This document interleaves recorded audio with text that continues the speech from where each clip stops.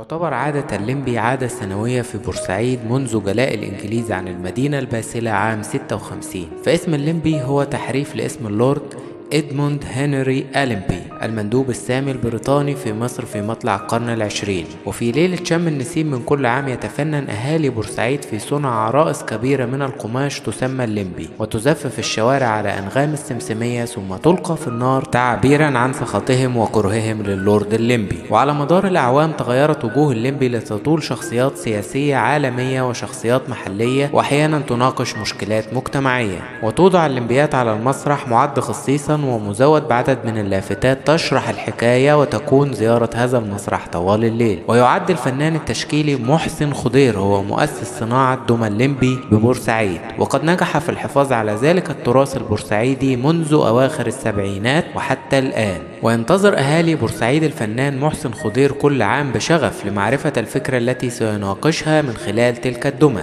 لذلك قررت قناة بيست ميديا عمل هذا الحوار الشيق مع ابن بورسعيد الباسلة الفنان محسن خضير. النهارده معانا الفنان التشكيلي محسن خضير. هنتكلم بقى عن تاريخ الفن بقى والشغل هنا. يعني اول حاجه مثلا هنتكلم عن الليمبي وتاريخ بقى صناعته وكده، فتقول لنا بقى ايه عن الموضوع ده؟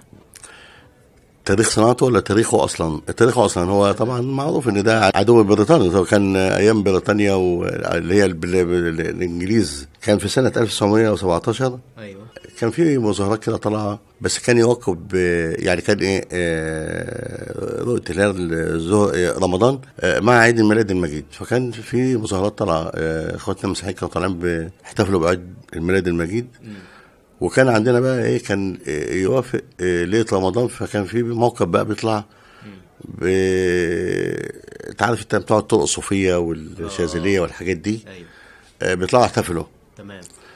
فكان في اليوم ده ممنوع، يعني كانوا مانعين التجول عشان كان اللورد الليمبي قادم مش عارف جاي على هيجي على بورسعيد، كل ده في الميناء، ومش عارف راح على فلسطين ولا راح على فين نعمل زياره تقريبا.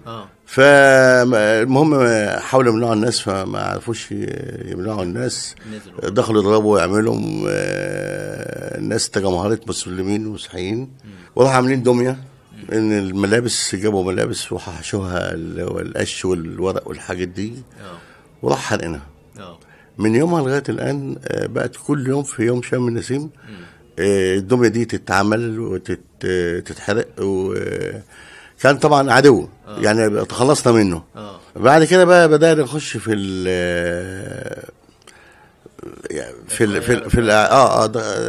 اتغيرت المعاني في رؤساء ورؤساء وزراء اسرائيل بقى الحاجات الجديده اللي بتجد. كان كل مثلا كانت جولدا مائير، بيجن، تمام،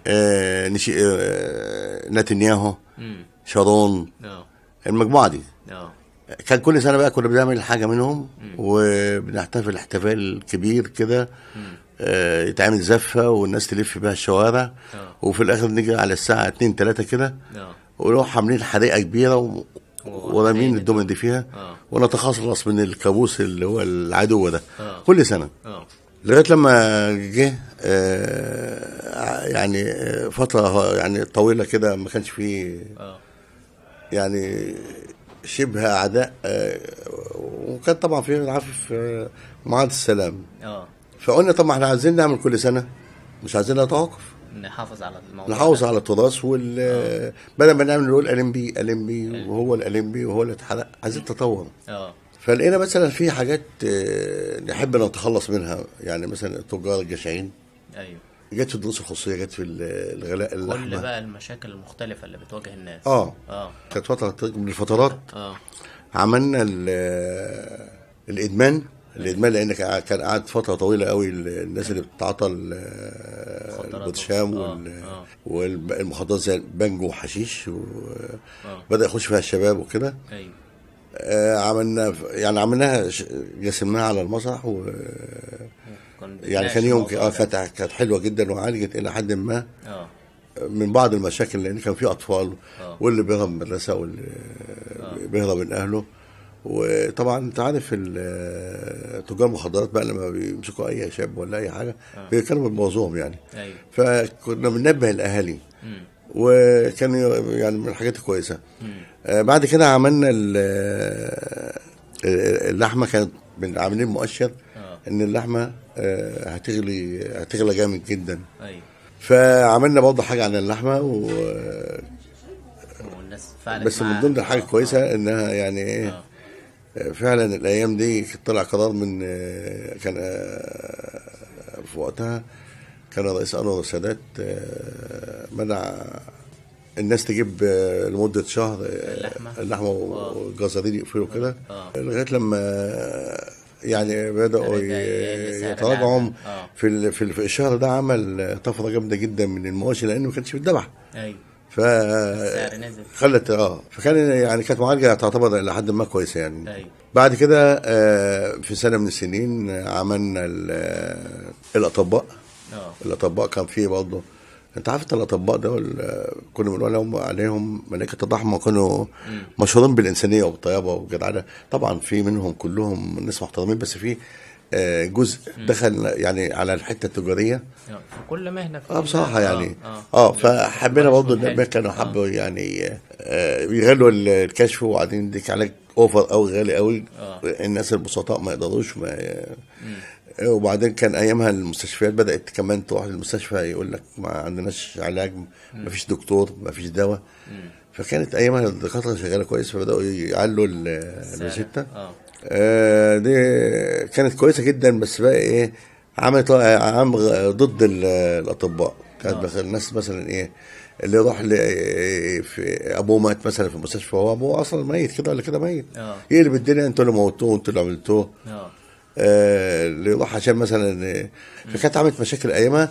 انما برضه من ضمن الحاجات اللي هي يعني كانت عملت معالجه شويه لمده 5-6 سنين، وبعد كده ما تركناهاش تاني لانها برضه ايه، كانت احنا يعني كان لنا علاقه طيبه جدا بالاخواتنا طبعا الاطباء.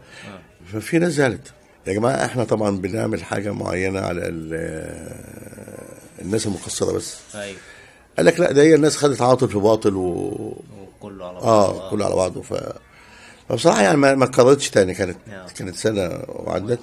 بعد كده عملنا الدروس الخصوصيه، كانت برضه مؤثره جدا على الحاله الاقتصاديه بتاع اولياء الامور والاهالي. صح. دي كانت كسرت الدنيا يعني. عملت يعني موضوع جامد جدا. وبعد كده هم كمان نقابه هيئه التدريس معلمين راحوا رفعوا قضيه اتحفظت يعني لان ما كانش في اي حاجه. انت مثلا حتى انت كاتب اعتذار للمدرس الكويس اللي هو عنده ضمير، وبنقول ان في مثلا يا جماعه فيكم مجموعه يعني بنناقش المشكله بشكل موضوعي. يعني احنا بنناقش الناس اللي هي خارجه عن النظام او القانون. ما نقصدش ابدا ان احنا نعمم يعني. ايامها عملنا مدرسه وفصل، وكان المدرس نايم حاطط ايده كده، دماغه على ايده ونايم على الترابيزه، والاطفال او الطلبه كل واحد بيعمل حاجه، واللي بيطبخ واللي بياكل واللي قاعد في الارض واللي عمال يتنطط. تمام. طيب، وبالنسبه بقى للمواد المستخدمه في صناعه اللمب دي، هل اتغيرت شكل الصناعه دي والخامات؟ يعني مثلا كنت الاول بعملها بكرتون كده مضغوط.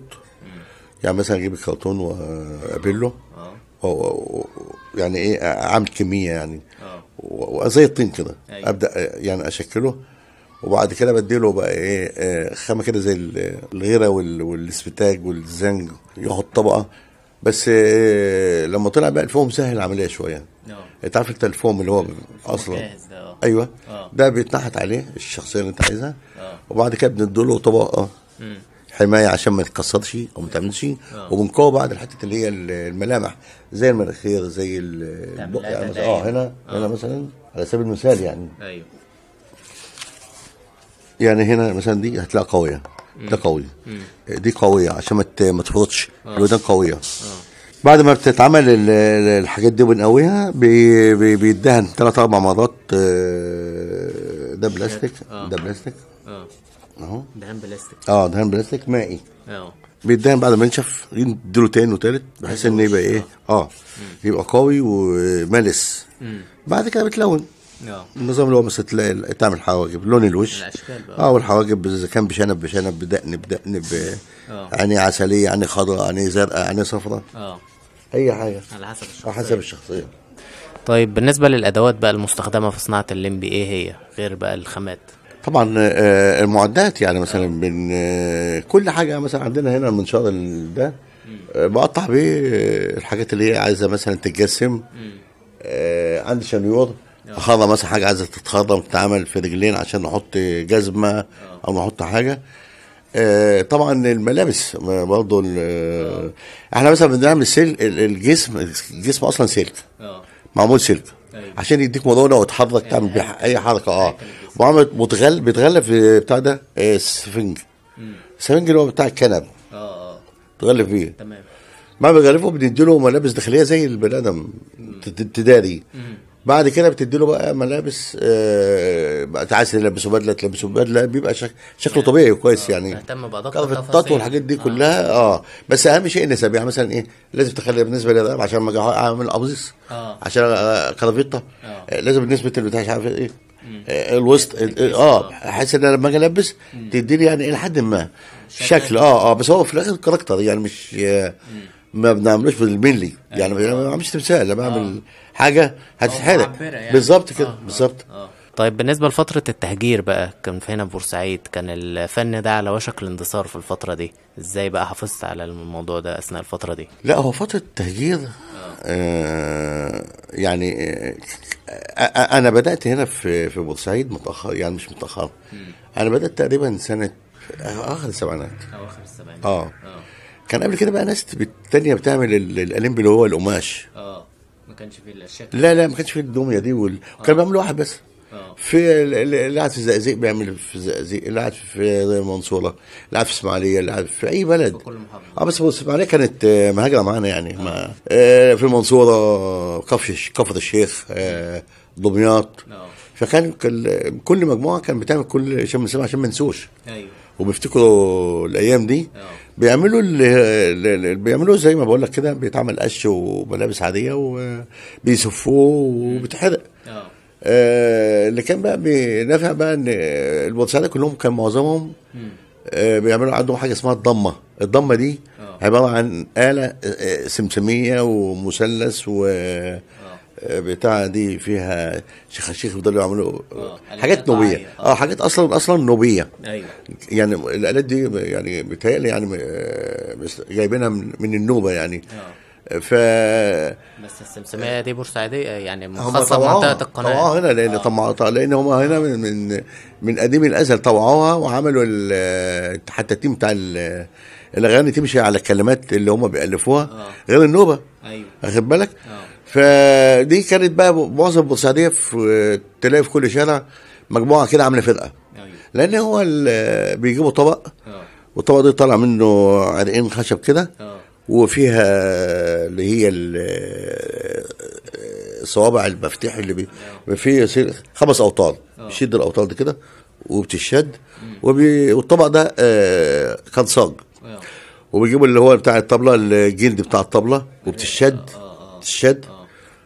وتسمع بقى فيها خرمين وحدنا تسمع بقى ايه بس ما شاء الله يعني يعمل اي حاجه يقولوها لك يعني اي هات له نوته يقولها بالكم وتر دول. وهي السمسميه دي قريبه للقانون، قريبه لآلة القانون. يعني هي من الحاجات اللي تحب تسمعها بودنك. يعني انا شعبيه بتحب تسمعها ودك زي الربابه والقانون والناي، الحاجات دي تتربط بيها لانها برضه بتديك برضه حاجه من الحاجات انت بتحس. احنا دايما بنحس بالحزن او اكتر من الفرح. فالحاجه دي بتقربك. خاصه لما تكون كلمات مثلا ايه حزينه يعني شويه كده حاجات اجتماعيه. بالظبط كده. مش حاجات فرايحي. دي بقى برضه يعني نفعت مع الناس اللي مهاجره. كل واحد عامل فرقه فبيغنوا الضمه دي. بقى لما رجعنا بقى بورسعيد بقى يجيبوا بقى الناس المحترفه قوي في الضمه دي. عملوا فرق. يعني فرقه النصر، فرقه العبور، فرقه اكتوبر، فرقه بورسعيد، فرقه مش عارف ايه. وبعدين كمان قصر الثقافه بدا ياخدهم يعمل لهم حفلات. فكانوا بينجحوا فيها جدا، وما زال لغايه الان كمان شغال. شغال لغايه الان. يعني احنا مثلا كنا نعمل الاليمب ده، والناس تتفرج، ناس كتير تتفرج. تلاقي كل الناس اللي جايه من طبعا بيجوا على مستوى الجمهوريه، وفي ناس في الدول العربيه والله كتير يعني بيجوا لنا اصدقائنا. فبيجوا لان طبعا كان التلفزيون عندنا احنا زمان كان القناه الاولى والثانيه بس. وكانت الدول العربيه كلها شغاله على الحاجات دي عليها، كانوا بيجيبوا كده ويجيبوا الحاجات دي. فكانت بورسعيد مميزه قوي بالليله دي. وكانت لازم تلاقي مثلا طول النهار تذاع. كان اكتر من برنامج بيجي يصور واذاعات وحاجات من دي. فالناس بدات تعرف ان في ليله هنا ليله مش غير عاديه. فكانوا بيجوا بقى يعني اول على مستوى الجمهوريه، في من الدول العربيه، في طبعا من الخارج، يعني في مهتم، كان في ناس بتهتم الدول الاوروبيه كانوا بيجوا برضه، لان برضه عملوا يعني دراسات على الحاجات الشعبيه دي، زي مثلا الافلام الوثائقيه. سجلوا حاجه زي كده. افلام السينما في مثلا زي النمر والانثى برضه عمل هنا تقريبا مش عارف 3-4 مشاهد ولا ايه، على 3 ايام برضه. يعني كان من الحاجات اللي هي المهمه. فكنا بقى بنعمل ايه؟ كنا بنعمل حفله لا مع باند موسيقى عربيه وناس تيجي. كنا طبعا بنجيب نجوم من القاهره. عمرو دياب طبعا في الاول كان غنى في بورسعيد في بورسعيد، لانه طبعا هو يعني انسان محترم قوي يعني بامانه يعني. جانا مثلا علاء عبد الخالق، جه مطربين كتير والله انا يعني ناسي. محمد طه كان دايما بيجي هنا، الفنان الشعبي معروف طبعا. وفي فنانين بورسعيديه بعد كده ظهروا يعني من النجوم اللي هم نجوم الغناء يعني. كان بيجي لنا من الفرق مثلا من قصر الثقافه، فرقه كويسه قوي. ناس من الاوبرا، من الموسيقى العربيه. وبعدين يعني مثلا كنا بنعمل السمسميه دي زي النمره. فالنمره دي برضه لها ناسها، يعني في ناس بتحب تتعايش معها. النجوم اللي بيجوا من القاهره طبعا عشان الناس الغرب والاغلبيه العظمى في بتبقى الناس عايزه تسمع اغاني باند، اللي هي الحاجات الخفيفه الحلوه دي. وفي ناس بتحب تسمع التراث اللي هو بتاع السمسميه ده. فكنا كمان بنحط لهم يعني مثلا عم مسرح الناحيه دي، في قدام مننا مدرسه الوصفيه، في حته كده مثلا طويله حوالي ما تقلش عن 150 200 متر، بتاع 200 متر. فكنا نحط فيها عليها صور بورسعيد قديمه، يعني ايام زمان 1800. صور اللي هي مثلا الحاجات الاساسيه بقى، البيوت الخشب القديمه قوي، البيت الحديد، المنازل اللي هي زي الفلل اللي هي معظمها اعتقد اتهدت دلوقتي. الشوارع الحلوه بتاعت زمان الجميله اللي ما كانش فيه عربيات، فين وفين لما تلاقي واحد راكب عجله، واحده راكبه عجله، الدنيا فاضيه. كان منظر هايل وجميل، وتلاقي الشجر كده طالع. دلوقتي طبعا الناس طلعت بالعربيات كمان زحمة. يعني ما كانش الناس زحمه، العربيات ملت الشوارع. صح. فده بقى من ضمن يعني الحاجات اللي انا كنت بحكيها لك. يعني الصور دي برضه كانت الناس بتحب تشوفها، حتى خارج بورسعيد. يعني الناس بتحس زمان يعني ما هي بورسعيد مثلا ما شبه مثلا هتلاقي فيها شبه اسكندريه مثلا، نفس الحاجات الجميله الحلوه. والحلوه والبحر والقناه والحاجات دي كلها قريبه يعني. فدي افتقدناها بصراحه. انما كل سنه بنعملها، نحط صور قديمه عشان نرجع الناس ونفكرهم بالايام الحلوه الجميله. طب عائلة طبعا خضير عائلة فنية بقى معروفة من زمان، يعني تكلمنا بقى عن تاريخ العائلة بقى. لا، تاريخ العائلة طبعا تاريخ كبير. في طبعا الأستاذ مسعد أخويا الكبير، الأستاذ مسعد خضير اللي هو ملقب بخضير البورسعيدي. ده طبعا أثر التلفزيون بموهبته العظيمة والخط العربي عموما بقى، عامل معارض وعامل لوحات، حاجة على مستوى عالي جدا. طبعا لف العالم بالمعارض، خد جميع جوائز كل ما يخطر على بالك من الجوائز الكبرى. محكم دولي، رئيس لجنه التحكيم الدوليه في تركيا وفي ايران يعني على مستوى العالم. في كمان دكتور مصطفى خضير اخويا برضه خطط وبرضه بيعمل لوحات وحاجه جميله وحاجات فنيه. وبرضه في الاعلانات انا بقى مع الحاج مصطفى هنا اخويا ده يعتبر برضه هو يعني انا هو بس هو يعني مثلا اثر فيا كتير في حكايه الخط يعني. طبعا برضه طبعا يعني مثلا اتعلمت من الاستاذ مساعد والحاج مصطفى قال انه قاعد معايا اكتر فطبعا اتعلمت منه كتير يعني. هو اساسا اخونا الكبير اللي اسمه هو الحاج محمد، اخونا الكبير الحاج محمد خضير ده كان هو الاساس بس ما طولش يعني قعد اشتغل حوالي مثلا كام سنه كده وبعد كده جت ال 67 دب وطيران ومش عارف الايه هاجرنا.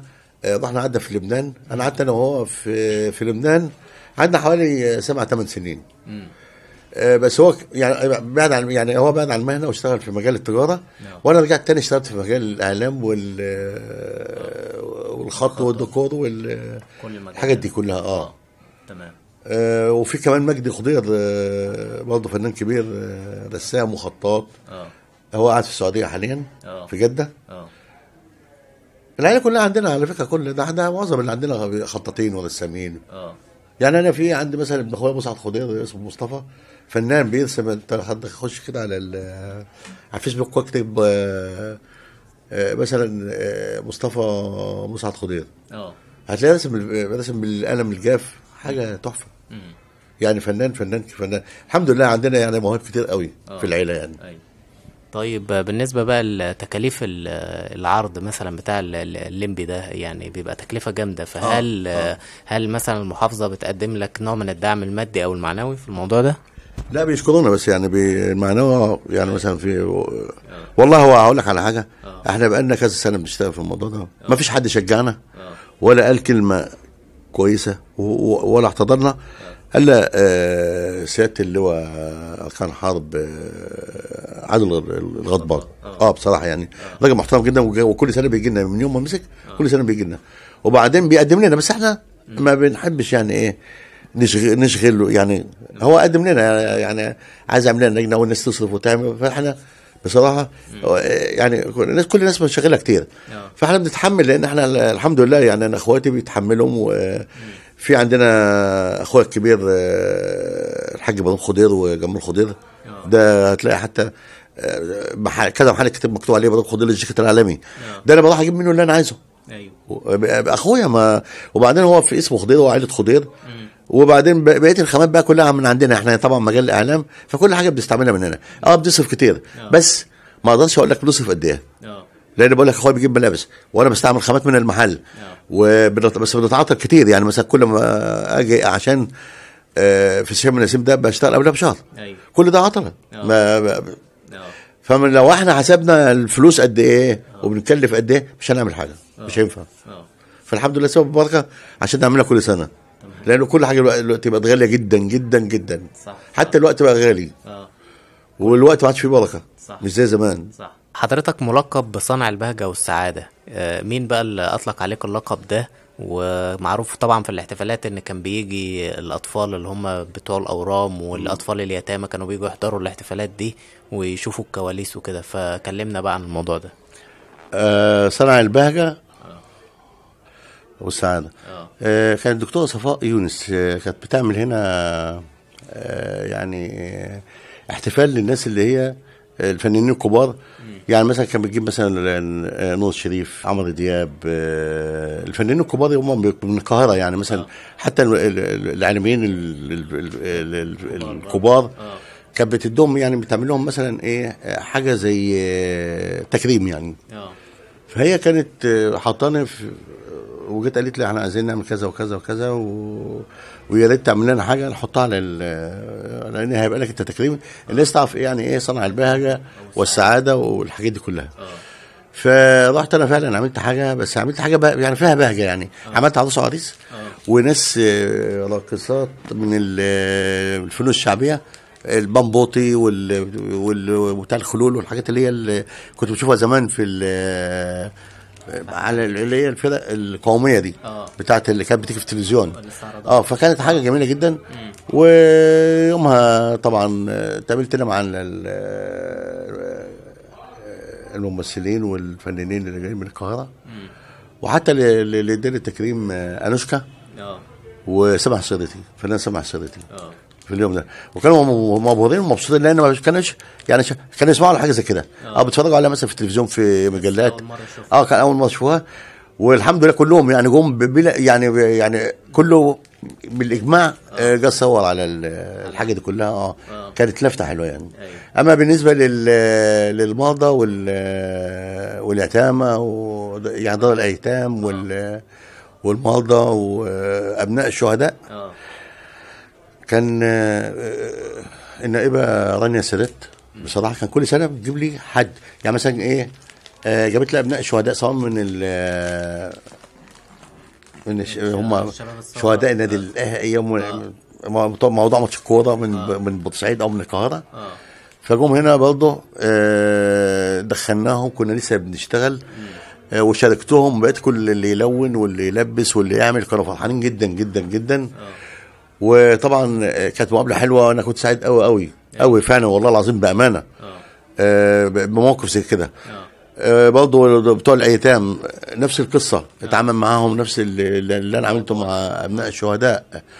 المرضى اللي هم المرضى الاطفال بتوع السرطان دي برضه كانت حاجه يعني هي كان مؤثره. انما والله كنت تحس ان هم سلام ما فيهمش اي حاجه من الفرحه ومبسوطين والكل بيشارك وما شاء الله بقى عندهم حماس وقوه يعني في حاجات بتنسي المرض او بتنسي يعني طبعا الشهداء ابناء الشهداء دول الله يكون في عونهم ويعوضهم ويصبرهم ويصبر اهلهم يعني. انما ربنا يكفينا شر المرض يعني. يعني اتمنى ان كل سنه والله نعمل كده. اتمنى والله. دي كانت حاجه تسعد اي حد يعني تبقى مبسوط منها جدا يعني. موضوع الليمبي ده والاحتفال بيه كان وقف فتره 10 سنين لما كانوا قالوا الغاز الطبيعي دخل وقال لك ممنوع عشان وقف 4 سنين 4 سنين 4 سنين ما كانش غاز طبيعي ولا حاجه. ده هو الرئيس حسني مبارك لما جه هنا كان في زياره واتعمل له احتفال كبير قوي قوي قوي قوي قوي يعني حاجه جامده قوي. وكان حاجه يعني تسعد وتشرح. زي ما يكون حد داخل عايز يقول له البلد دي سيبك من اللي هم بيعملوه، تعرفش جابوا واحد ولا واحد ما يعرفش راح يقدم له شكوى ولا مش فاهم ايه بالظبط. قاموا ضاربينه بالنار. لما ضربوه بالنار قال لك ده خلاص راح يضرب الرئيس ومش عارف ايه وبتاع الدنيا اتقلبت.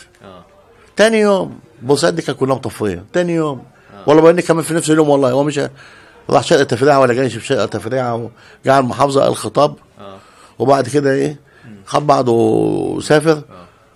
سمعنا بقى احنا سمعنا من التلفزيون ان حصل كذا وكذا وكذا من التلفزيون مفيش حد عارف حاجه. ايوه كانت حاجه صعبه قوي. بس الحمد لله يعني يعني بعد 4 سنين بقى اعضاء مجلس الشعب واللي اتدخل واللي عمل واللي سوى واللي بتاع يعني اتعمل بعد كده. بس عملناها بدون حفلات وبدون حرائق لان قال لك ان قالوا الغاز مش مشكله. بس انا اتعملت بدون حرائق وخلاص. رجعت الحفلات تاني ورجعت الانمي تاني. تمام. احنا بنشكرك جدا على اللقاء الجميل ده. الله يخليك. الله يخليك.